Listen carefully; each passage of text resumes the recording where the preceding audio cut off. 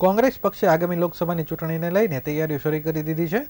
વિધાનસભાની ચૂંટણીમાં તમામ બેઠકો હારી ગયા બાદ હવે લોકસભાની ચૂંટણીમાં સંગઠન મજબૂત કરવા માટે કેટલાક મહત્વના ફેરફાર કરવામાં આવ્યા છે, જેમાં સુરત શહેર માટે નવા પ્રમુખ તરીકે ધનસુખ રાજપૂતની નિમણૂક કરવામાં આવી છે, તેમજ અન્ય 2 કાર્યકારી પ્રમુખ તરીકે પણ નિમણૂક થઈ છે. ઉત્તર ભારતીય સમાજમાંથી આવતા ધનસુખ રાજપૂત કોંગ્રેસના વરિષ્ઠ નેતાઓ પૈકી નાયક છે.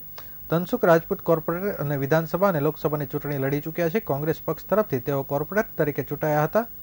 પ્રવરપ્રાંતીય સમાજમાં તેમની ખૂબ સારી પકડ છે અને ખૂબ જ સિનિયર કોંગ્રેસના નેતા હોવાને કારણે કાર્યકર્તાઓમાં પણ તેમનું સન્માન જોવા મળે છે. વિવાદોથી દૂર રહેતા ધનસુખ રાજપૂતની પસંદગી કરીને કોંગ્રેસ સુરત શહેરમાં સંગઠનને મજબૂત કરવાનો પ્રયાસ કર્યો છે.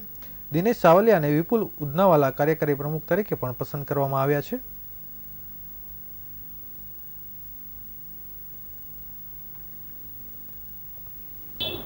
સૌથી પહેલા તો હું કોંગ્રેસ પાર્ટીનો ખૂબ તહેદિલથી આભાર માનું છું. કોંગ્રેસ પાર્ટીએ જે મારી નિયુક્તિ કરી છે એ ખૂબ જ ચેલેન્જેબલ ટાઈમ પર કરી છે અને ખૂબ અમે સંઘર્ષ કરવા માટે આ પોસ્ટ પર મને મૂક્યો છે.